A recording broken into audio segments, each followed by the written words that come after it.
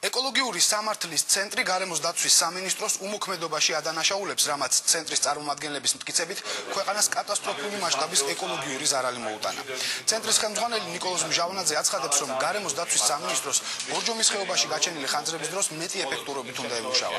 ეკოლოგიური სამართლის ცენტრში ტყის განადგურებაში თბილისის მერიასაც ადანაშაულებენ. ყურადღებას ვაქცევთ, ეს ფაქტები რას მივაწევოთ მაშინ?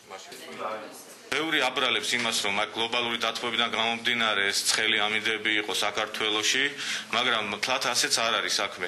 უყურადღებობამ, არაკომპეტენტურობამ და გარემოს დაცვის სამინისტროს თანამშრომლების მხრიდან სამსახურეობრივ გუგრილობამ ხშირ შემთხვევებში მიგვიყვანა იმ შედეგებამდე, რომ 100 ჰექტარი ტყის მასივისა უკვე განადგურებულია. მთელი საქართველოს მასშტაბით რამოდენიმე 1000 ადამიანი გარემოს დაცვის სამინისტროდან, შინაგან საქმეთა სამინისტროდან, თავდაცვის სამინისტროდან და ადგილობრივი მოსახლეობა რამოდენიმე კვირის განმავლობაში აქრობდა ხანძრებს სხვადასხვა ადგილებში, იყო ბორჯომში, აწყურში, კახეთში, რაჭაში და ასე შემდეგ.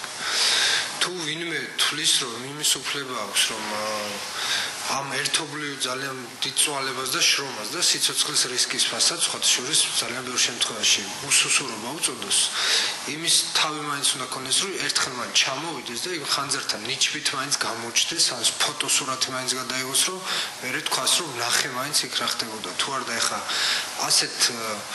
ასეთ რაღაცა საკაბინეტო ბრანჭებზე მე კომენტარს ვერ გავაკეთებ.